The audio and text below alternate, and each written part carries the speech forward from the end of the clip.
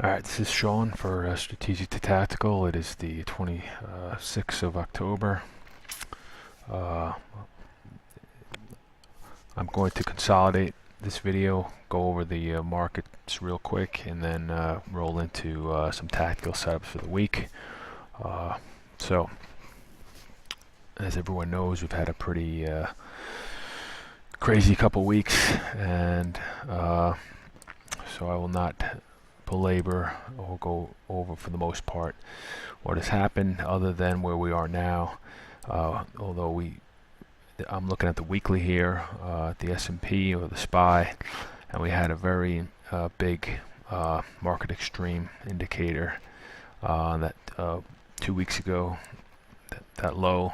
So and we've had a pretty impressive recovery. So you know, I usually don't get these, you get these maybe once or twice a year.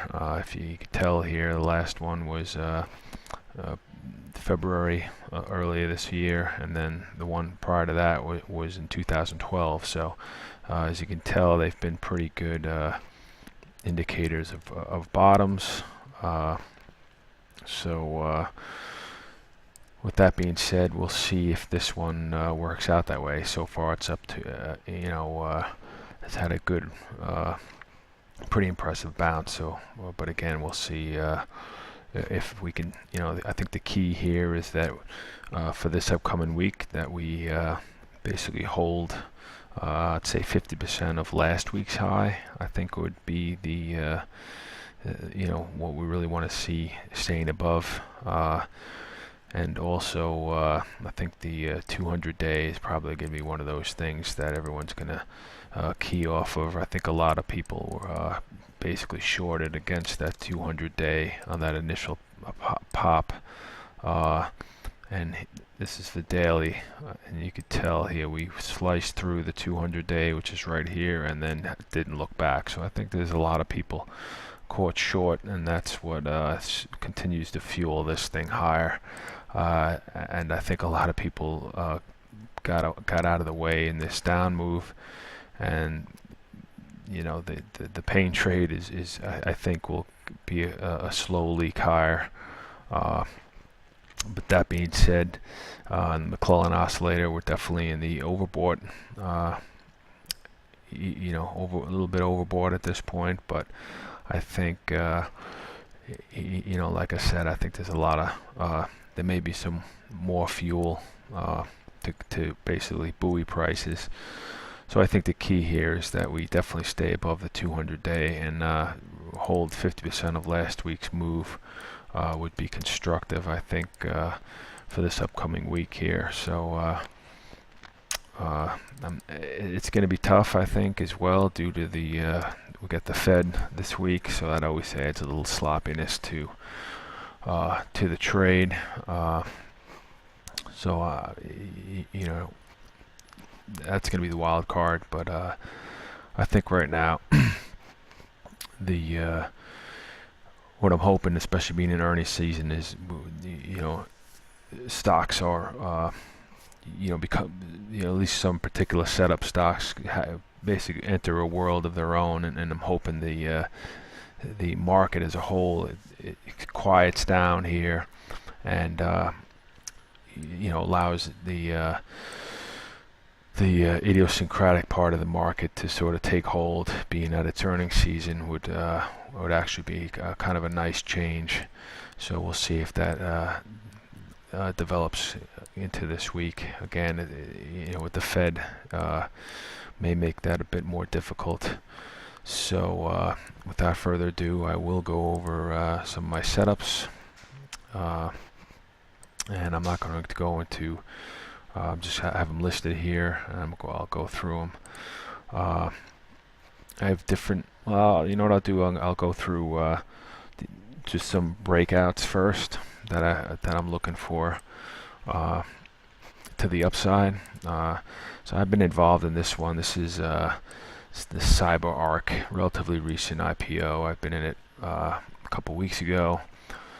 got out of it on this day as it failed to trade above here. I got out at below 32, if I remember correctly, and it was really sloppy. I remember I got a 50-cent slippage, with, they got a 31.99 stop, got filled at 31.50 or something to that effect, and yeah, just have stayed away since then. And in a way, it's nice to have sidetracked that drawdown, but I think it may be, we have this little trend line here. Now we could try to seem like it wanted to go on Friday, kind of pulled back in. So my level is going to be above this 31.25. Maybe take a shot, see if they can, make another run here. Try to take these highs on. So that'll be one that I'll be watching.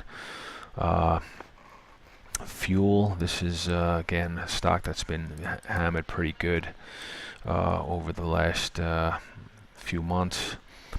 Was involved in this a couple weeks ago. The market kind of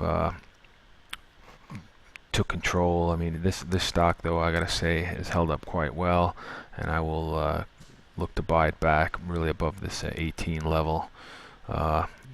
See if they can actually, make a run here. Sort of fill this gap would be nice. Puts us back into the low to mid 20s. We'll see if that happens. It's a little thin, this stock, but yeah, it only trades 300,000 to 400,000 shares a day, so we'll see if some volume comes in to push this higher. That's really will be what I'll be looking for if we can get above these levels, get that volume in there. Another breakout is this is a healthcare provider, WellPoint. It has a couple days of consolidation here. You could say it's above the moving averages. It's above any of these. Basically broke out of the downtrend that it's been in, and yeah, well, I'm really be looking to buy it above these 120. Roughly 121 and whatnot. I'll be looking to be buying above there. And yeah, take a shot, see if they can get it back to these mid 120, 124 area. Let's see what else do I have going on. So those are I think the real breakout stocks that I have looking for on the upside. I have some earnings stocks that have had great earnings, or like here's one, Parker Hannifin. Gapped much higher, kind of they sold it off to stabilize, and then this is one I may be looking to buy above Friday's high. It's basically above this trend line, above the moving averages. I think yeah, a lot of people, I'm hoping that a lot of funds or whatnot who were in this got washed out. We broke below this low here, got washed out in here, and now they're watching this, and they're going to have to scramble to get back involved in this, as well as any shorts that got short in this latest move. So again, I'd be buying above Friday's high on this one. Another one that's sort of in that boat is Unisys. Same thing, same type of pattern. Gap higher, above these levels here, broke above this downtrend, and then we'll see if it kind of hasn't broken below this low. It's kind of stabilized here, so maybe they can take it basically get above Thursday or Friday's high, get above this 200-day moving average, and then go for the earnings high, which is roughly just under 25, and then see if they can continue up on this one. Let's see, what else do I got here? I have well, this is a breakout trade that I forgot this, but same thing, above moving averages here. Filled this gap. Now it's sort of that's sort of been has been acting sort of like resistance. This 28. So if they can pop it above 28, it might be worth a shot. Again, not It's trades under 500,000 shares, so I really want to see volume come in. If they take it above 28, that'll be kind of a key. Let's see here, what other stocks? Okay, these are going to be some short. I have some shorts in here as well. So, almost opposite the Parker Hannifin or Unisys trade. IBM has had a pretty shitty earnings. Really can't get a bounce, and so I may be looking, especially with the market, the move it's had last week, and IBM couldn't bounce one iota. Basically opposite to like Netflix. And you'll see Netflix actually has had an amazing bounce off that earnings low. Definitely had the wind at its back, but so is IBM, and it's done a completely opposite. So I'll really be looking to get short below this 161 in IBM. Another one, this is a coal play, BTU. Energy obviously led the market lower. I think there's still a lot of these stocks now that are going to be having a real tough headwind with oil the way it is. So I think short in BTU below like 10 and a quarter, 10 and a quarter. Look to take out these lows and maybe make another run lower. CRR, another energy play that's just gotten obliterated, but I think there's another level here to get short below 51.40.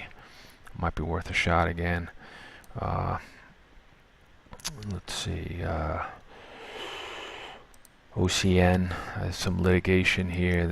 I think there's been some potential fraud or whatnot in this one. So they're looking to short some more below 19. Looking for new lows, especially if the market does have a day or two that sells off.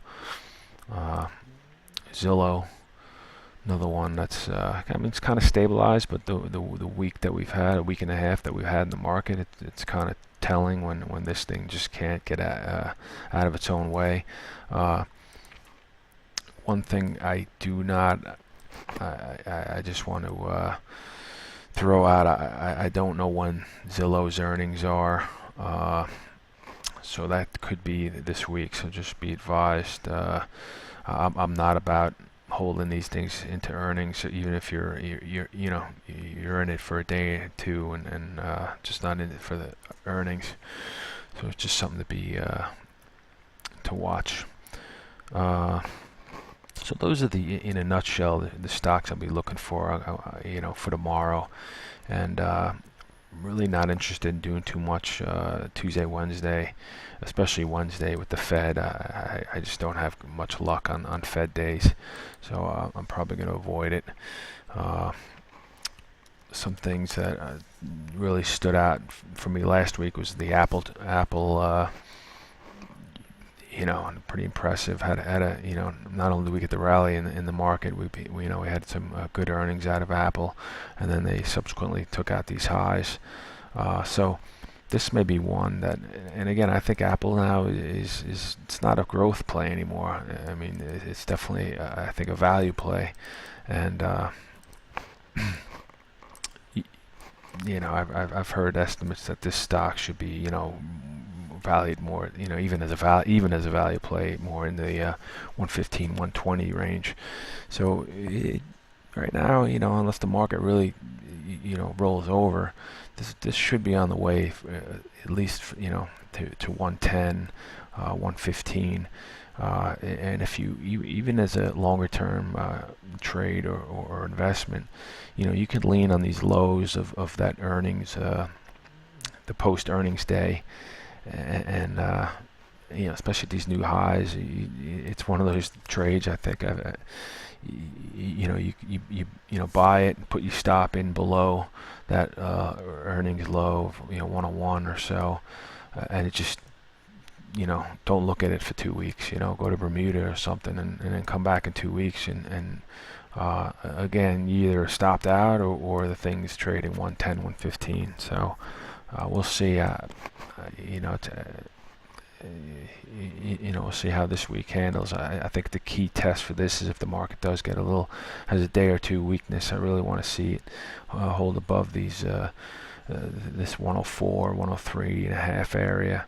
But I wouldn't put a quick whip, down below it to get people out of that, to get people who are, leaning on this level right here. I wouldn't put it past Apple to do that whip and then recover and then go back. So, the better stop. And then of course it's riskier is down here, that earnings low, post earnings low. What else is key? I think is Facebook has been a monster, and it has earnings, I believe, on Tuesday. I think Twitter is going to have some say in how Facebook trades, though, at least, because Twitter's earning is tomorrow. And Twitter kind of concerns me a little bit. It definitely has had some relative weakness versus the market going into this earnings. So,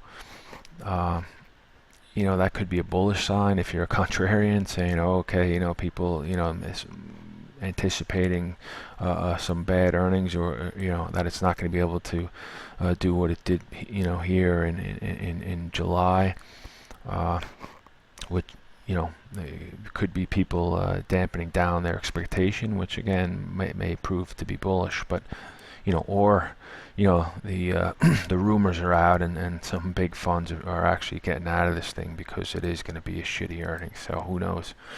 I don't have that inside information. I just can see that it's been relatively weak. So we'll see how that plays out. I want to mention before I go, I want to mention Microsoft. So it had pretty good earnings reaction, although they sold it all the way back down, almost unchanged, but then bounced it back quite nicely. So I think the key here for Microsoft is to stay above this Friday's close and sort of leak back to this 47 area, and then maybe a day or two in here, tightening tightening this up a little bit. I think it might be worth a shot above 47, but again, we'll see how that plays out in the next day or two. That's all I got. Definitely a few things to watch. Take your shots, but make sure you protect your risk.